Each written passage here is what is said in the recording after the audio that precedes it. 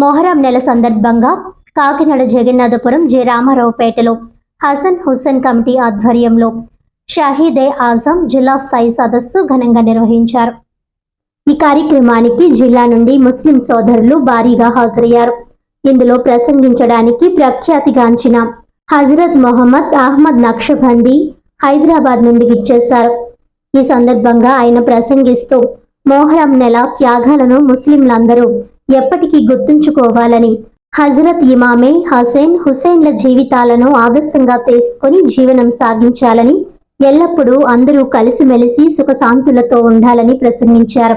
ఈ కార్యక్రమంలో J Ramaraopeta Hasan Hussain committee ఆధ్వర్యంలో మక్కా మసీద్ committee, MM Milap committee, MM construction committee, మిగిలిన అన్ని కమిటీలు మరియు జె రామారావుపేట పెద్దలు అందరి ఆధ్వర్యంలో ఘనంగా జరిగింది. అనంతరం సుమారు 3000 మందికి భోజనాలు ఏర్పాటు చేశారు.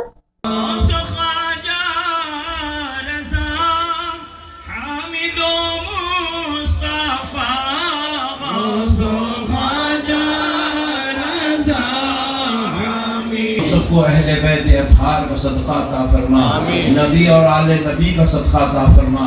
ऐ अल्लाह इनके सदक़े से हमारी दुनिया भी बेहतर बना दे, हमारी आखिरत भी बेहतर बना दे। ऐ अल्लाह हमको क़ब्र और महशर दोज़ख के अज़ाब से बचा।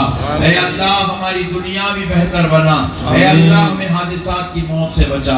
ऐ अल्लाह के अता के दरवाजे खोल दे, नवाज़िश और रहमत के दरवाजे खोल दे। ऐ अल्लाह हम सबको बड़ी बड़ी उम्र अता फरमा, सेहत और आफियत वाली जिंदगी। 63 हिजरी में ये जंग हो रही थी। ये बिल्कुल सहाबा का जमाना खत्म होने वाला था। जो सहाबा थे वो ज़ईफुल उमर थे या फिर अच्छी उम्र, साराने मोहम्मद का खून बहे। इसलिए इमाम हुसैन ने क्या किया?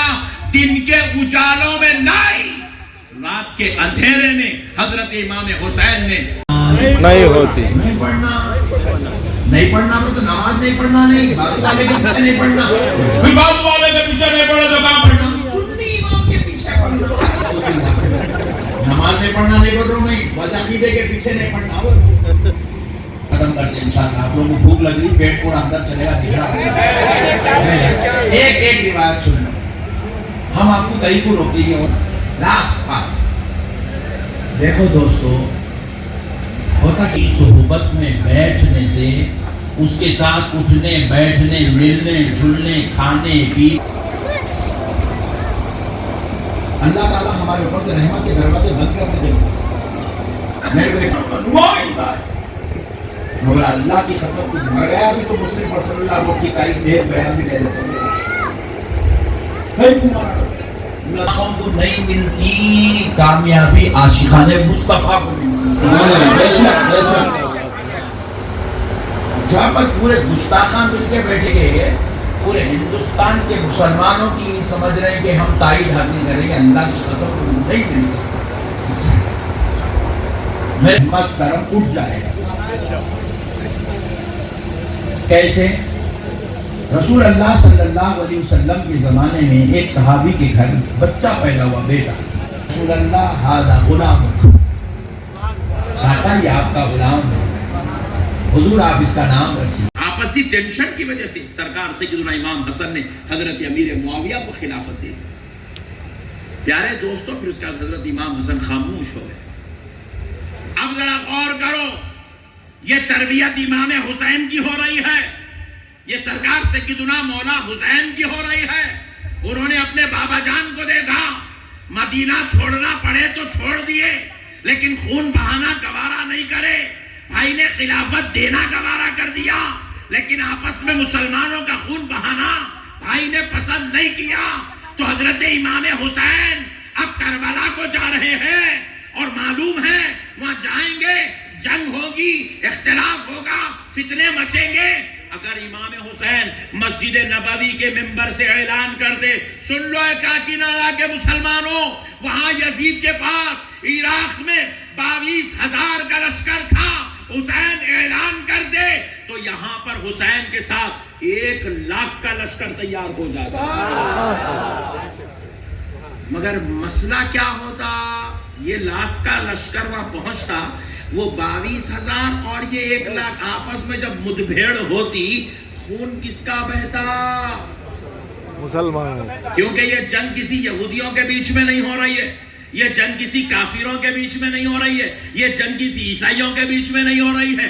ادھر بھی کلمہ پڑھنے والے ہیں، ادھر بھی کلمہ پڑھنے والے ہیں، ادھر اگر صحابہ ہے تو ادھر صحابہ کے بچے ہیں، ادھر اگر مومنین ہے تو ادھر بھی مومنین ہے، ادھر نماز پڑھنے والے ہیں تو ادھر بھی نماز پڑھنے والے ہیں، ادھر مدینے والے ہیں تو ادھر عراقی مسلمان ہیں۔ ذرا غور کرو مسلمانوں، امام حسین نے سوچا اگر صحابہ کو لوں گا تو پھر صحابہ کی جانیں بھی جائے گی، تابعیوں کو لوگا تو تابعیوں کی جان بھی جائے گی، اس لیے حسین نے کہا حسین اپنے نانا کے دین کو بچائے گا، مگر اب کسی صحابی کی جان یا تابعی کی جان کا نذرانہ دے کر نہیں، ننھے علی اصغر کا نذرانہ دے کر دین بچا لیا جائے۔ حسین کا ہر فیصلہ دیکھ لو، اس میں میرے فیصلے کی جھلک نظر آئے گی۔ سبحان اللہ۔ حسین کا ہر رات دن دیکھ لو، اس میں میرے اخلاق کی تربیت نظر آئے گی۔ حسین کی عبادتوں کو دیکھ لو، میری عبادت نظر آئے گی۔ حسین کا چہرہ دیکھ لو، متون کو مجھ میں رسول اللہ کی جو ہے شان نظر آئے گی۔ ارے حسین کی جو ہے عبادت تقوی ریاضت کو دیکھ لو، اس میں رسول اللہ صلی اللہ علیہ وسلم کی یاد تازہ ہو جائے گی۔ میرے پیارے دوستو، یہ بات تو سمجھ میں آ رہی ہے کہ حضور کا خون حسین ہے، حضور کی تربیت حسین ہے، حضور کی نسل حسین ہے، حضور کی آل حسین ہے۔ یہ بات تو سمجھ میں آ گئی کہ الحسین منی وانا من الحسین کیا ہے۔ تو پیارے دوستو، حسین نے کربلا میں دین محمد کو بچا کے بتا دیا کہ لوگوں میرے نانا یہی تو کہہ رہے تھے، وانا من الحسین، کربلا میں حسین ایسے قربانیاں دے گا کہ وہاں سے میرا دین قیامت تک ایسے زندہ ہو جائے گا کہ ہر اذان میں میرا نام لیا جائے گا، ہر نماز میں مجھ پہ درود و سلام پڑھا جائے گا، ہر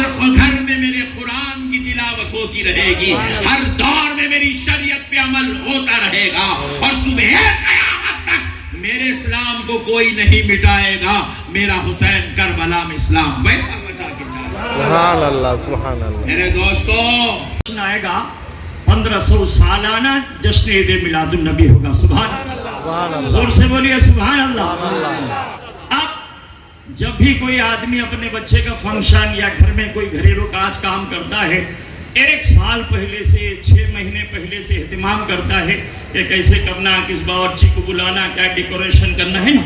تو ہم اور آپ آقا کے ایک ادنا امتی ہونے کے حیثیت سے 40 دن ہیں کہ اس میں ہم اور آپ کو آقا کی بارگاہ میں درود و سلام کا نذرانہ پیش کرنا انشاءاللہ۔ انشاءاللہ، انشاءاللہ۔ آج کی تاریخ سے